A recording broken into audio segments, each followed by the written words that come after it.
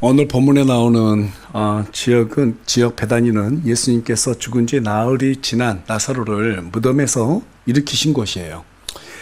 수제사장들과 바리새인들이 나사로를 일으켰다는 소식을 듣고 자신들의 종교 체제에 위협이 될 것이라 예상해서 예수님을 죽이고자 논의를 했고요. 이 일을 아시고 주님은 베다니를 떠나서 에브라임으로 들어가셨다가 한 일주일 정도 지난 것 같아요. 유월절을 지키기 위해서 예루살렘을 향하던 중에 시몬이라는 사람이 나병에 걸려서 고통을 받고 있다는 소식을 듣고 시몬을 치유하기 위해서 다시 베다니에 방문하게 된 배경을 오늘 본문에 담고 있습니다. 성경에는 예수님께서 시몬의 병을 치유했다는 직접적인 기록은 없지만 당시 사람들에게 나병은 전염병으로 여겨졌기 때문에 시몬이 격리됐어야 했었을 것입니다. 하지만 그 집에서 지금 잔치가 벌어지고 있다는 것으로 봤을 때 예수님께서 시몬의 병을 치유하셨다는 것을 알 수 있어요. 그리고 무덤에서 다시 살아난 나사로와 그의 누이 마르다와 마리아가 이 세 남매가 시몬의 집을 찾은 것도 예수님께서 시몬의 병을 치유하셨다는 소문을 들었기 때문에 온 것으로 판단이 됩니다. 그런데 왜 본문은 나병에 걸린 시몬의 병을 주께서 치유하셨다는 부분을 강조하지 않고 오히려 나사로와 마르다와 마리아 세 남매가 주님과 교제를 나누며 그분을 섬겼다는 데 초점을 두고 있는가 하는 의문을 갖게 됩니다. 본래 나병이라는 병은 통증을 느끼지 못한 채로 육체가 썩으면서 죽어가는 병이죠. 예. 그런 의미에서 볼 때 나병은 죄병으로 죽어가고 있음에도 불구하고 그 고통을 전혀 깨닫지 못하는 인류의 영적인 상태를 상징하고 있다고 볼 수 있습니다. 이 일을 해결하기 위해서 우리 주님께서는 교회를 세우셨고 성경은 이 세 남매를 통해서 우리가 어떤 모습으로 주님을 섬기고 교회를 섬기하는지를 보여주고 있다고 보여져요. 따라서 오늘 본문은 죄로 인해 죽어가고 있는 사람들을 살리기 위해서 주께서 세우신 교회에게 요구하시는 조건에 관한 메시지가 담겨 있다고 판단할 수 있습니다. 그래서 오늘은 주께서 요구하시는 교회의 조건이라는 주제로 저와 여러분이 함께 말씀을 나누기를 원합니다. 오늘 말씀 나눌 때 저와 여러분이 이 마지막 때에 주께서 요구하시는 교회의 조건이 무엇인지 바로 알고 진지하게 주님과 교회를 섬기는데 최선을 다하는 기회가 되기를 간절히 소망합니다. 예. 본문을 보게 되면 시몬의 병이 치유되었다는 소문을 듣고 수많은 사람들이 모여들게 되는데 그 중에서 나사로와 마르다와 마리아 이 세 남매가 기쁜 마음으로 주님과의 교제를 나누고 또 주님과 거기에 모인 사람들을 섬기는 모습을 본문이 잘 기록하고 있습니다.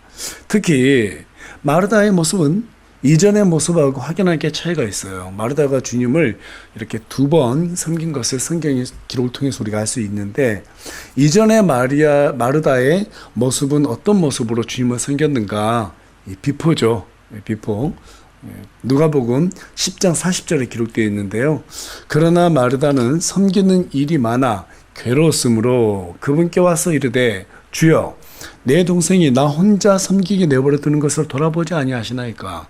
그러므로 그녀에게 명하사 그녀가 나를 돕게 하소서 하니. 지금 예수님을 오늘 본문 이전에 누가복음 10장 40절에 기록된 마르다의 모습은 일이 많아서 괴로웠어요. 그러니까 예수님을 기쁘게 지금 섬기지 못한 모습을 보여주고 있죠. 그리고 동생 나를 도와주지 않습니다. 어떻게 이것만 지켜보고 있습니까? 하는 그런 모습, 불평하는 모습을 보여주고 있어요. 자, 그런데 오늘 본문에서의 마르다의 모습은 어떤 모습인가요? 요한복음 12장 2절 말씀인데요. 예, 거기서 그들이 그분을 위해 저녁 식사를 베풀었고 마르다는 어떻게 했다고 나오고 있어요? 예, 섬겼으나 섬기기만 하는 모습이 나와요. 뭐 불평이 있다거나 그 다음에 이 부분에 대해서 못마땅했다거나 그런 모습이 전혀 나오지 않고 있습니다. 처음에 마르다는 불평하며 주님을 섬겼어요. 누가복음 10장 41절에 가서 보니까 그때 마르다에게 근심과 염려가 있었다고 예수님이 얘기하고 계세요. 그러니까 근심과 염려가 가득한 상태에서 예수님이 오신다고 하니까 섬기긴 섬겼는데 그게 정말 마음에서 우러나와서 섬겼겠냐고요. 아니겠죠. 네. 그러니까 염려와 근심이 있는 상태에서 주님을 불평으로 섬겨야 된 거예요. 짜증스러워. 예수님을 섬기긴 섬겨야 되는데 그건 알겠는데 내 마음에 염려와 근심이 많으니까 이것조차 귀찮은 거예요. 그러니까 그냥 의무적으로 한 거예요. 의무적으로. 네. 영혼이 없죠. 그냥 의무적으로. 그러다 보니까 불평도 나오고 불만도 나오고 심지어 예수님이 원망까지 하잖아요. 왜 동생이 나를 도와주지 않고 있는데 그냥 내버려 둡니까? 그런 모습으로 주님을 대했는데요. 오늘 본문에서는 기쁜 마음으로 섬겼어요. 그냥 섬기기만 했어요. 한마디 불평이나 불만도 없어요. 예. 그렇다면 여러분 과연 무엇이 마르다를 이처럼 변하게 만들었을까요? 저와 여러분이 잘 알고 있듯이 예수님을 섬긴 첫 번째, 두 번째 그 중간 사이에 일주일 전에 어떤 사건이 있었어요? 죽었던 나사로가 부활한 그러한 사건이 있었어요. 요한복음 11장 21절에 가서 보면 나사로가 죽었을 당시에 마르다는 예수님을 원망하듯이 주께서 여기 계셨더라면 내 오라버니가 죽지 않았을 것입니다. 그렇게 얘기했단 말이에요. 그때 주께서 마르다에게 뭐라고 말합니까? 나는 부활이요 생명이니 나를 믿는 자는 죽어도 살겠고 누구든지 살아서 나를 믿는 자는 결코 죽지 아니하리라. 그렇게 요한복음 11장 25절에서 26절에 말씀한 내용 우리가 볼 수 있어요. 여러분, 사람은 예수님을 믿고 구원받는다고 해서 다 교회를 기쁜 마음으로 즐거운 마음으로 섬기는 것이 아닙니다. 예수님이 얼마나 귀한 분인지 우리가 경험해야 돼요. 그 경험을 통해서 나오는 기쁨, 그 기쁨을 누려봐야지 섬길 수 있는 에너지가 나오는 거예요. 날마다 염려와 근심에 사로잡혀 있는데 어떻게 주님을 기쁘게 섬길 수 있겠어요? 주님도 중요해. 그런데 내 마음속에 근심과 걱정이 있어? 안 돼요. 그것을 누릴 수 있는 기쁨, 주님을 경험한 기쁨, 정말 주님이 귀하다라고 하는 기쁨, 그 기쁨이 있기 전까지는 우리가 주님 앞에 진심으로 섬길 수가 없습니다. 마르다가 이전과 달리 진심으로 주님을 섬겨야 된 것은 주님이 주신 그 기쁨을 얻었기 때문이에요. 물론 그 기쁨은 죽었던 오라버니가 살아 돌아왔기 때문도 있지만 그 기적이 마르다를 변화시키는 절대값이 아니었어요. 그녀의 오라비 나사로가 묻혀 있었을 때 주께서 마르다에게 오셔가지고 조금 전에 함께 나눴던 것처럼 나는 부활이요 생명이니 나를 믿는 자는 죽어도 살아난다라고 하는 예수님의 그 말씀을 마르다가 들었어요. 그런데 그 말씀이 실제적으로 눈앞에서 이루어졌단 말이에요. 죽었던 나사로가 다시 살아났단 말이에요. 여러분 잘 들으셔야 돼요. 나사로가 살아났다는 그 기적 자체가 마르다를 변화시킨 것이 아니라 예수님께서 나를 믿는 자는 죽어도 살아난다고 하는 그 말씀이 그대로 이루어진 걸 보고 변화된 거예요. 다시 말해서 우리 하나님의 말씀이 진리이고 그 말씀은 우리가 살아가고 있는 이 세상 가운데서 우리가 행한 대로 그대로 이루어진다라고 하는 그것을 경험했을 때 우리에게 기쁨이 된다 이 말이에요. 여러분 믿으십니까? 예. 그렇다면 그전에는 마르다에게는 부활의 소망이 없었나요? 아니요. 요한복음 11장 24절에 가서 보면은요, 마르다가 주님께 뭐라고 말해요? 마지막 날 부활할 때 나사로가 자기 오라버니가 다시 일어나게 될 줄을 내가 압니다라고 고백했다니까요. 고백했어요. 예. 그런데요, 문제는 그 믿음이 이론에 갇힌 믿음에 불과했다라는 거예요. 여러분, 이론에 갇힌 믿음은요, 능력이 없어요. 오늘 이렇게 설교를 아무리 들어도요, 그냥 그래 맞는 말이야. 오늘 또 들었으니까 알아. 아는 내용 또 얘기하네. 그건 우리에게 어떤 능력도 발휘 못해요. 그냥 이론에 갇혀 있다니까요. 오늘날 이 이론에 갇혀 있는 사람들이 얼마나 많은지 몰라요.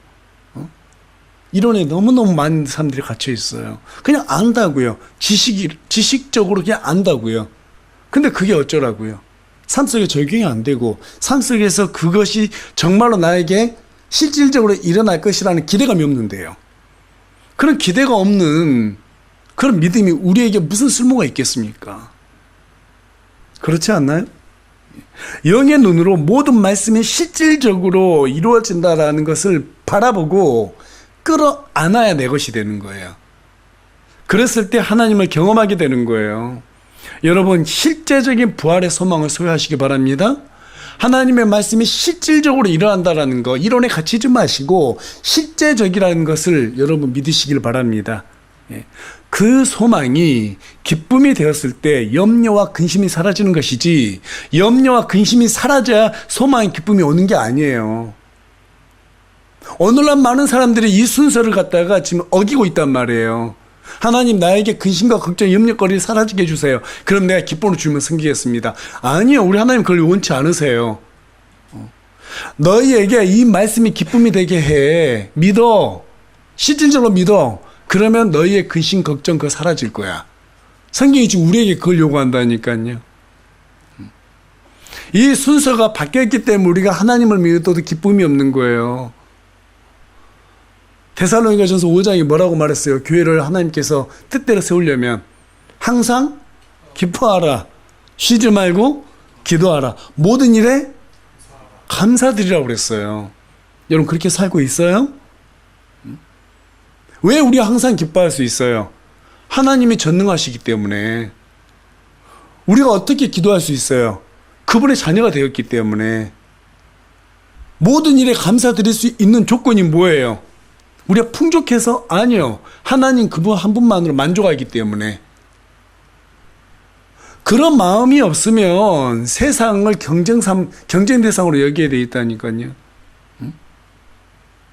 근심과 염려가 우리를 사로잡게 돼 있어요. 기쁨이 존재할 수 없어요. 어떻게 기쁨이 존재할 수 있어요?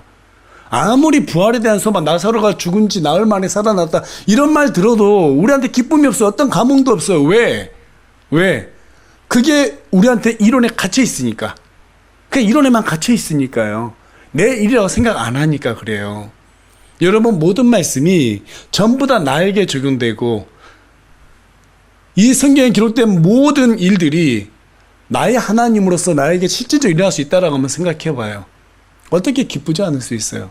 어떻게 즐겁지 않을 수 있어요? 어떻게 염려, 근심에 사로잡혀서 날마다 우울해질 수 있습니까? 오히려 그 자체가 불가능한 거죠. 물론 살아가다 보면 여러 가지 어려운 일들도 있고요. 그 고민거리도 있습니다. 그런데 그것이 우리 마음속에서 잡초처럼 막 자라도 내버려두면 안 돼요. 오히려 그럴 때일수록 하나님의 말씀을 살펴보고 그 말씀 속에서 하나님이 우리에게 더 큰 뜻, 원하는 그 뜻, 그것을 바라봐야 됩니다. 하나님께서 우리에게 원하시는 뜻, 그것을 잃어버린 순간에 우리는 염려와 근심이라는 그 잡초들을 자라도록 내버려 두는 거예요. 그런데요, 그 잡초들을 제거할 수 있는 유일한 제초제는 뭐냐면 말씀에서 기쁨을 얻는 거예요.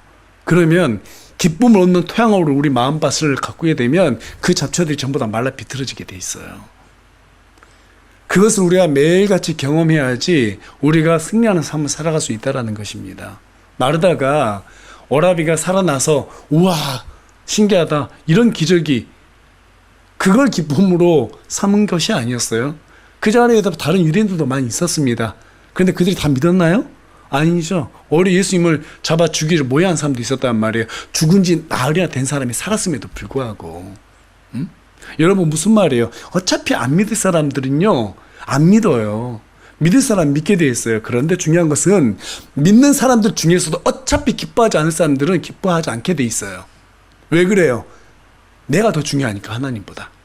하나님의 뜻보다 내 뜻이 더 중요하니까. 하나님의 뜻을 이룬 것보다 내 삶이 더 중요하니까.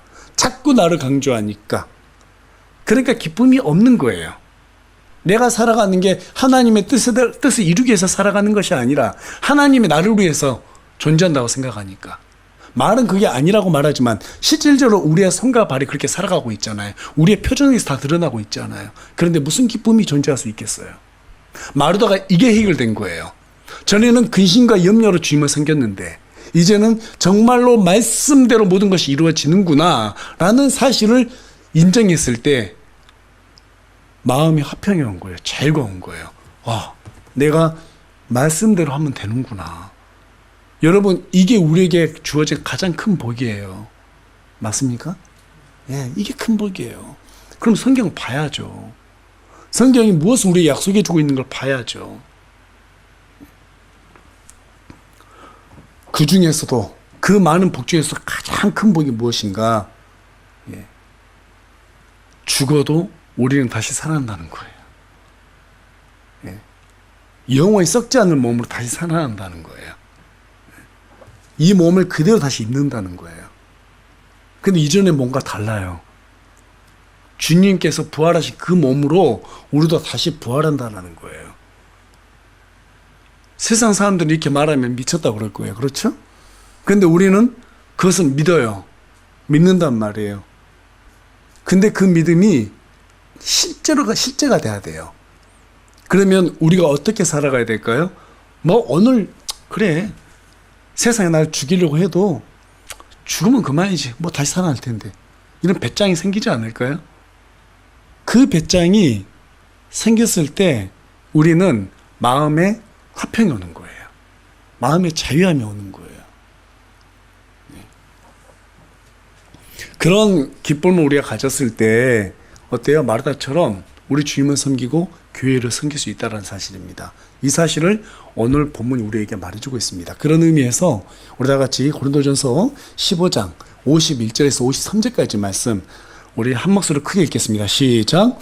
보라, 내가 너에게 한 신비를 보이노니 우리가 다 잠자지 아니하고 마지막 나팔 소리가 날 때 눈 깜짝할 사이에 순식간에 다 변화되리라. 나팔 소리가 나매 죽은 자들이 썩지 아니할 것으로 일으켜지며 우리가 변화되리니 이 썩을 것이 반드시 썩지 아니함을 입고 이 죽을 것이 반드시 죽지 아니함을 입을 것이기 때문이라. 지금 성경이 뭐라고 말하고 있어요? 반드시라는 말을 두 번이나 강조하고 있죠. 반드시 썩지 않을 것이다. 반드시 죽지 않을 것이다. 여러분 믿으십니까? 우리 예수님께서 공중재림하실 때 나팔 소리가 나요. 우리 몸이 순식간에 변화가 돼요. 지금 우리를 짓누르고 있는 여러 가지 근심 걱정들 많이 있을 수 있어요. 각자마다 다 있을 거예요. 고민거리도 다 있을 거예요. 그런데요. 우리 하나님께서는 우리가 감당하지 못할 시험을 허락하지 않으신다고 하셨고요. 그리고요. 예. 정말 죽을 것 같을 때 우리 예수님께서 오실 거예요. 예. 그게 우리 소망이니까요. 예. 언제 오실지 모르잖아요. 그렇죠? 우리 그렇게 믿으면 되지 않겠어요? 정말 힘들고 힘들 때 우리 예수님께서 오실 거다. 예. 저는 그렇게 믿고 싶어요. 여러분도 그렇게 믿었으면 좋겠어요. 그게 우리의 소망이 됐으면 좋겠어요. 예. 하나님께서 나 죽도록 내버려 두시겠냐? 절대 그렇게 않을 것이다. 이렇게 마르다가 기쁨으로 주님을 섬길 수 있을 때요. 나사로는 주님과 함께 상에 앉아서 교제를 나누고 있었어요. 나사로가 어떤 교제를 나누고 있었는지에 대해서는 성경이 자세히 기록하지 않고 있습니다. 하지만 나사로는 죽음에서 다시 살아나 특별한 경험을 한 사람이었고요. 그의 부활이 예수님의 신성과 능력을 드러내는 중요한 사건이었기 때문에 나사로가 주님과 함께 상에 앉아있는 것은 단순한 식사의 교제가 아니라 예수님을 증언하는 예수님 그분 자체가 생명의 부활이라고 하는 그 상징성을 지닌 것으로 볼 수 있어요. 따라서 나사로는 그 자체로 성도의 부활을 증거하는 상징이기 때문에 예수님의 12제자들 뿐만 아니라 그곳에 모인 사람들에게도 큰 믿음의 격려가 되었을 것입니다. 실제로 나사로 때문에 수많은 유대인들이 시몬의 집에 찾아와서 예수님을 믿게 되었다고 9절부터 11절은 기록하고 있어요. 또 뿐만 아니라 그렇게 그 자리에서 믿었던 사람들이 소문을 내고 그 소문을 듣고 유월절을 지키기 위해서 예루살렘으로 찾아온 수많은 유대인들도 이 시몬의 집에 와고 또 예수님을 믿게 되었다라고 18절에서 19절은 기록하고 있습니다. 이 때문에 10절에 가서 보니까 수제사장들이 그리고 바리새인들이 예수님을 포함해서 나사로도 죽이려고 했다는 것으로 볼 때 부활한 나사로의 영향력이 얼마나 컸는지를 알 수 있어요. 아마도 성경은 자세히 기록하지 않고 있지만 나사로는 자신이 부활했다라고 하는 이렇게 죽음의 위협을 당하고 있는 처지에서도 분명히 희생할 각오로 예수님을 부인하지 않고 끝까지 증인의 삶을 살았던 것으로 판단할 수 있습니다. 그런데 우리 예수님께서 우리에게 뭐라고 말씀하셨어요? 증인이 되라고 했습니다. 사마리아 유대아 땅끝까지 이르러서 우리에게 증인이 되라고 했어요. 증인. 따라서 저와 여러분의 교제는 증인이 되기 위한 교제를 나눌 수 있어야 됩니다. 그러자면 지체들의 어려운 사정을 돌아보고 서로 믿음을 붙돋아주는 그러한 교제로 이어져야 합니다. 그렇게 했을 때 교회가 복음의 능력으로 세워지는 그러한 하나님의 능력을 경험할 수 있다는 사실이에요. 이처럼 나사로가 부활의 증인으로 교제를 나누면서 그 자리에 있던 사람들에게 마음을 뜨겁게 해주는 그러한 어떤 교제를 나누고 있었을 때 마리아가 매우 값진 향유 한 근을 가져와서 우리 예수님을 섬기게 됩니다. 많은 목사님들이 오늘 본문을 다룰 때 이 마르다와 나사로보다는 마리아가 향유 옥합으로 주님을 섬긴 내용을 중점적으로 다루고 있는 경향이 있어요. 거기에는 적어도 세 가지 이유가 있다고 봅니다. 궁극적으로 마리아의 향유 옥합은 첫째, 예수님의 죽음을 예비했다는 데 큰 의미가 있고요. 두 번째는 그 향유가 당시 노동자들이 1년 동안 일해야 되는 연봉의 가치를 가지고 있다는 데 의미가 있습니다. 세 번째는 이 모습이 바로 진정한 예배자의 모습, 우리의 모습이 되어야 한다는 하는 그런 교훈을 주고 있다는 데 의미가 있다고 보여집니다. 그렇다면 어떻게 마리아가 이 향유 옥합으로 주님을 섬겼는가? 우리 다 같이 본문 3절 말씀 한 목소리 읽겠습니다. 시작. 그때 마리아가 매우 값진 나드 향유 한 근을 가져다가 예수님의 발에 붓고 자기 머리털로 그분의 발을 닦으니 향유 냄새가 집에 가득하더라. 마리아가 지금 보니까 매우 값진 향유라고 하고 있어요. 매우 값지다. 또 한 근을 가져간 이건 300데나리온입니다. 1년 노동자의 품삯이라고 그랬죠. 그것을 예수님의 발을 부었어요. 그리고 자신의 머리털로 그분의 발을 닦았습니다. 그런데 마태복음 26장 7절, 마가복음 14장 3절은 향유를 예수님의 머리에 부었다고 기록하고 있어요. 아마도 마리아가 예수님의 머리부터 또 발까지 이 향유를 다 부어서 섬겼기 때문에 이와 같이 기록한 것으로 보입니다. 중요한 것은 향유를 어디에 부었냐가 아니라 마리아가 그 귀한 기름을 깨트려서 주님을 섬겼다는 사실이 더 중요하죠. 왜 마리아는 예수님께 향유를 부어서 섬겼을까요? 우리 7절 말씀 보게 되면 그때 예수님께서 이르시되 그녀를 가만두라. 나를 장사한 나를 대비하여 그녀가 이것을 간직하였느니라. 당시 향유는 왕이나 제사장을 임명할 때 기름을 부을 때 사용했던 그러한 것이었고요. 또 죽은 사람의 몸을 보존하고 향기로운 냄새로 부패의 냄새를 덮기 위해서 사용되었던 기름이었습니다. 다시 말해서 마리아는 왕이신 주님이 우리를 위해서 죽으실 것을 예비하기 위해서 이 향유를 간직해서 부었던 것이죠. 여러분, 간직했다는 말은 그분의 죽으심을 미리 알았다는 말이에요? 몰랐다는 말이에요? 알았다는 거예요. 미리 알았다는 거예요. 미리 알았다는 거예요. 그렇다면 어떻게 마리아는 주님의 죽으심을 알았을까요? 누가복음 10장에서 가서 보면 마르다는 분주하게 섬겼을 때 마리아는 어떻게 하고 있었어요? 예수님의 발치에 앉아서 그분의 말씀을 들었던 모습이 기록되어 있죠. 아마도 마리아가 예수님의 말씀을 들었을 때 예수님은 분명히 복음에 대해서 선포했을 것이고 그 복음에는 주님의 죽으심과 피가 아니면 구원이 이루어질 수 없다라는 그 사실을 분명하게 증언했을 거예요. 그때 마리아가 주님께서 언젠가 죽으시겠구나 이것을 깨닫지 않았을까라고 추측해 볼 수 있어요.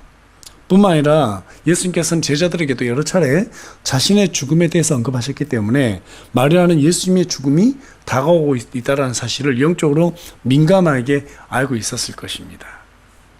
그러나 제자들은 또 어떤 모습을 보입니까? 예수님의 그러한 처지를 생각하지 못하고 있었어요. 지금 오늘 본문에 기록된 요한복음 12장은요. 예수님께서 이제 죽으시기 엿새 전이었어요. 마지막 유월절을 지키기 위해서 예루살렘을 가던 중이었단 말이에요. 제자들은 무려 예수님과 3년 반 동안 함께 있었어요. 그럼에도 불구하고 마리아처럼 예수님의 죽으심을 예배하지 못했어요. 전혀 생각하지도 못했어요. 여기에서 우리는 한 가지 중요한 사실을 발견하게 됩니다. 그게 뭐예요? 예수님을 오랫동안 알았다고 해서, 교회를 오랫동안 다녔다고 그래가지고 훌륭한 그리스도인이 되는 게 아니라는 사실이에요. 마리아는 예수님과 항상 함께 있지도 않았습니다. 얼마나 교회에 오래 다녔냐가 중요한 게 아니라 얼마나 주님을 사랑하느냐가 중요한 거예요. 얼마나 주님에 대한 은혜를 감사하느냐가 중요한 것이지, 얼마나 내가 헌금을 많이 했냐, 교회 오랫동안 다녔냐, 봉사를 얼마나 했냐, 그게 중요한 게 아니에요. 양보다 질이라는 거예요. 양보다 질이라는 거예요. 이게 참 신비입니다, 신비. 3년 반 동안 예수님과 함께 있었다니까요, 제자들이.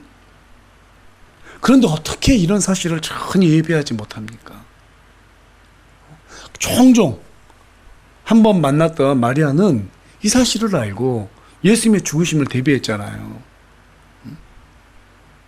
이게 바로 영적인 신비예요. 영적인 신비예요. 우리를 둔감하게 만드는 게 뭘까요? 왜 제자들이 예수님을 3년 반 동안 함께 동고동락했는데도 이 사실을 몰랐을까요? 왜 그분의 죽음에 대해 둔감했을까요? 한 가지 이유가 있어요. 익숙함이에요. 익숙함이에요. 우린 교회에 오는 게 너무 익숙해요. 헌금하는 것도 익숙해요. 주님을 섬겨야 된다는 사실도 익숙하게 알고 있어요. 그런데요, 그걸 귀중하게 생각 안 해요. 사람이 익숙해지면 그냥 내 경력이 되고요, 내 의가 돼버려요. 그걸 귀하게 생각 안 해요. 여러분, 오늘날 교회 다니는 사람들 얼마나 많습니까? 한 600만, 800만 된다고 하는데 교회들도 얼마나 많아요? 근데 여러분, 교회가 어떻게 생겨났어요? 우리 그리스도께서 십자가에 못 박히셔서 피를 뿌림으로써 생겨난 게 이 교회예요. 과연 이 많은 그리스도인들 중에서 예수님께서 세우신 이 교회를 귀하게 생각하는 사람이 얼마나 있어요? 얼마 없어요. 내 감정에 따라서 교회 다니고요, 기분 나쁘면 교회 안 나오고 옮겨버리고 내 마음대로 그냥 교회를 섬기길 바라요. 성경에 기록된 교회를 섬기길 원치 않아요. 자신들의 방법으로, 자신이 원하는 방법으로 교회를 섬기려고 그래요. 이것이 오늘날 익숙해진 우리 그리스도인들의 가장 큰 문제점이에요. 여러분, 교회는 취미생활 하는 것도 아니고요, 교회는 그냥 양심의 어떤 짐을 덜기 위해서 왔다 갔다 주려 다니는 것도 아니에요. 우리 주님께서 목숨 걸고 교회를 세우셨고요, 생명을 살리기 위해서 이 교회를 각 지역마다 세우셨습니다. 여러분, 믿으십니까? 이게 쉬운 일이에요. 우리는 조금만 교회에서 일하고 나면, 내가 조금만 희생하면 내가 일을 했다고 드러내려고 하는데, 우리 예수님은 십자가에 못 박혀 죽으셨다니까요. 그런데 우리에게 자랑거리가 뭐가 있어요? 뭘 자랑할 수 있어요? 여러분, 자랑하려면 예수님의 십자가와 비교하고 자랑하셔야 돼요. 자랑할 거 하나도 없는데 겨우 뭐 헌금 좀 했다, 내가 교회 뭐 좀 했다, 그래서 마치 본인들이 뭐가 되는 것처럼, 뭔가 해준 것처럼. 목사에게 해주는 게 교회가 아니에요. 우리의 신앙은 하나님과 1대1의 신앙입니다. 여러분, 맞죠? 자랑하고 싶거든 다시 한번 말씀드리지만, 그리스도께서 교회를 위해서 해준 거, 그것보다 더 이상이 되면 자랑하세요. 자랑할 수 한 명도 없을 거예요. 사도 바울은 자기의 자랑이 바로 예수 그리스도 그분 자체라고 그랬어요. 그런데 우리는 너무 익숙해졌어요.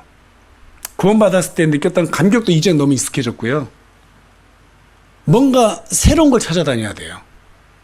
말씀을 들을 때도 뭔가 새로운 교리를 개발해준다고 그러면 막 그런 말씀을 들으면 거기 쫓아가요. 유튜브 쇼핑 엄청 많이 해요. 그러다가 잘못된 거 들으면 어떻게 하려고요?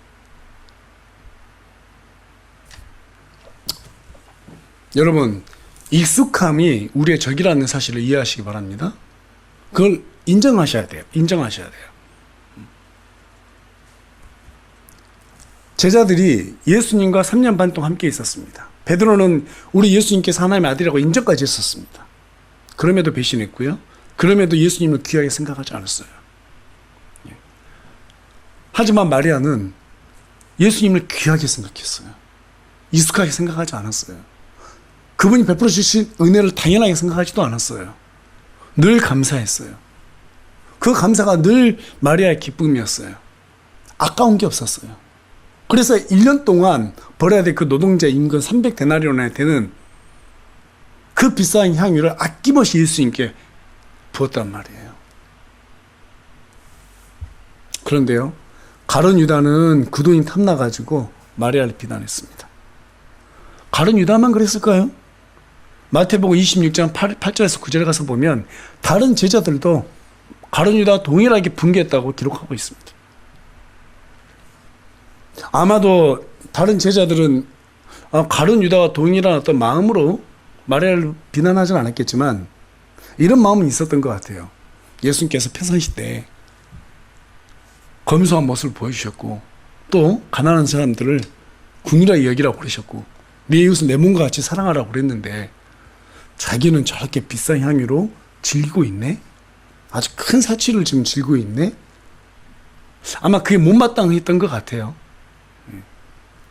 그런 측면에서 볼 때 그들이 마리아를 꾸짖은 것은 사실 마리아를 꾸짖는 것이 아니라 예수님을 꾸짖고 싶었기 때문에 마리아를 비난하지 않았을까 하는 생각을 해보게 됩니다. 하지만 마리아는 주님이 당하실 고통을 생각하면서 어떻게 하면 마지막으로 우리 주님을 조금이나마 내가 위로해 드릴 수 있을까, 기쁘게 해드릴 수 있을까, 그 생각을 가지고 그동안 간직해 놓은 우리 예수님께서 언젠가 죽으신다고 그러셨는데 그날 내가 기념해서 살아 계셨을 때 기쁘게 해드려야지. 여러분, 공자가요 제자들하고 함께 있었을 때 제자 한 사람이 물어봅니다. 선생이요, 효가 무엇입니까? 거슬리지 않는 것이다 라고 얘기를 해요. 순종하는 거래요. 그리고 또 물어봅니다. 어떻게 해야 죽은 사람을 잘 섬겼다고 할 수 있습니까? 그렇게 말했을 때 공자가 얘기하죠. 내가 산 사람 섬기는 방법도 다 모르겠는데 죽은 사람 섬기는 방법을 어찌 알겠느냐. 여러분, 향유는요 죽은 사람에게 쓰는 거잖아요. 그런데 마리아는 죽은 예수님에게 쓰지 않았어요. 살아 계실 때 썼어요. 우리가 주님을 섬길 수 있는 기회는 지금 살아있는 이때뿐밖에 없어요. 그래서 하나님께서 오늘 하루를 우리에게 허락해 주신 것은 주님을 섬기라고 우리에게 하루를 허락해 주신 거예요. 이것을 감사하게 생각해야 돼요. 이제 죽고 나면 영원이라는 시간 속으로 들어갈 것입니다. 다시는 섬길 수 있는 기회가 없어요. 지금 이 시간은요 사도 바울이라도 섬길 수 없고요 베드로도 섬길 수 없는 시간이에요. 우리가 지금 살아 숨쉬고 있는 이 인생의 한 부분, 어느 하루라는 시간은 오직 살아있을 때만 주님을 섬길 수 있는 기회의 시간입니다. 이 기회의 시간을 귀하게 여기시기 바랍니다. 그래서 마리아가 물질보다 이 비싼 향유, 그것보다도 주님을 귀하게 생각했던 거예요. 누가복음 16장 13절, 여러분께서 많이 들었던 구절이죠. 하나님과 만물을 겸하여 섬길 수 있다 없다? 섬길 수 없다고요. 하나를 귀하게 생각하면 다른 것은 없인 여기에 되어 있다라고 얘기하고 있습니다. 마리아에게 물질은 주님을 섬기기 위한 수단에 불과했어요. 그 이상도 이하도 아니었어요. 나를 위해서 살았다고 하면 마리아가 향유 옥합을 깰 수 있었을까요? 쉽게 말해서 여러분들께서 1년 동안 죽으라고 일해가지고 한 푼도 안 쓰고 모아놓은 적금 든 걸 그걸 한 번에 깰 수 있겠냐고요. 주님을 위해서. 나를 위해서 사면 절대 그거 못 깨요. 더 아꼈다가 막 투자해야 되고 더 아꼈다가 뭐 사야 되고 이런 생각을 하죠. 그런데 마리아는 우리 주님께서 죽으시고 그 고통을 공감하면서 일해드리고 싶어가지고 그 값비싼 향유컵을 깨뜨렸다는 사실입니다. 그래서 주님의 제자들에게 말씀하시죠. 마태복음 26장 13절 말씀으로 다 같이 한 목소리로 읽겠습니다. 시작. 진실로 내가 너희에게 이르노니 온 세상 어디든지 이 복음이 선포되는 곳에서는 사람들이 이 일 곧 이 여자가 행한 일도 말하여 그녀를 기념하리라 하시니라. 여기에서 기념이 된다는 것은 마리아가 보여준 주님을 향한 사랑과 희생이 모든 그리스도인들에게 요구되는 그러한 자질이라는 것을 보여주고 있어요. 결국 여러분, 마리아는 예배자의 모습이 어떤 모습인지 우리에게 보여주고 있다는 사실입니다. 마리아는 처음부터 예수님의 발치 앞에서 말씀을 듣는 걸 기뻐했습니다. 또 자기가 가장 아끼는 그런 향유옥합을 가져와서, 값비싼 향유옥합을 가져와서 깨트리면서 과감하게 우리 예수님을 섬겨드렸어요. 이게 바로 예배자의 모습이 아니고 무엇이겠습니까? 결론적으로 마리아는 예배자의 모습이 어떤 모습인지를 우리에게 잘 보여주고 있습니다. 마르다는 교회를 섬기고 주님을 섬기는 모습이 어떤 것인지 우리를 잘 보여주고 있어요. 교회를 섬기면은 뭐가 필요하다고요? 말씀이 실제가 되어서 우리에게 그대로 적용될 것이라는 그 기쁨이 있어야 된다는 거예요. 믿음의 기쁨. 부활의 소망. 그게 있어야지 우리가 주님을 아름답게 섬길 수가 있어요. 교회를 기쁘게 섬길 수 있어요. 또 나사로는 복음의 증인으로서 우리에게 보여주고 있습니다. 여러분, 예배, 섬김, 그 다음에 증인의 삶, 이 세 가지는 오늘날 이 시대를 살아가고 있는 우리 모든 그리스도인에게 요구되는 하나님께서 하나님의 조건이에요. 즉 교회의 조건이라는 거예요. 예배가 무너지면 교회는 무너집니다. 성도들이 하나님을 바로 알지 못하고 교회를 섬기면 그 또한 교회는 위태로워집니다. 지식으로만 알고 증인의 삶을 살아가지 못하면 영적으로 죽어지게 되어 있습니다. 저와 여러분이 우리 하나님을 잘 섬기고 교회를 잘 섬기려면 예배에 성공해야 됩니다. 마리아처럼 예수님께 내 모든 걸 드릴 수 있다라는 그러한 아낌없이 내가 예수님을 위해서 내 몸뿐만 아니라 내 물질 그리고 내 시간 이 모든 것도 하나님의 것이라고 인정하는 청지기의 삶이라는 사실을 인정해야 됩니다. 마르다처럼 정말 기쁨으로 우리 하나님께서 우리에게 주실 보상을 생각하면서 그렇게 섬길 수 있어야 되고 늘 어디 가나 직장이든 또 어디 가든 우리의 삶 속에서 늘 복음을 증인하는 그러한 삶을 증인이 되는 그러한 삶을 살아갈 때 교회가 아름답게 성장할 수 있다라고 성경 우리에게 말해주고 있어요. 오늘 우리에게 주신 이 메시지를 잊지 말고 정말 내가 지금까지 어떻게 살아왔으며 이 예배와 섬김과 복음을 전하는 일에 내가 정말 진지하게 생각해 왔는가 이걸 돌이켜보면서 우리 스스로 회개하고 정말 익숙함에 따라가지고 지금까지 신앙생활을 해오지는 않았는가 이거 회개하면서 주를 위해서 살아가야겠다라고 다시 한번 마음을 다잡는 저와 여러분이 되기를 소망합니다.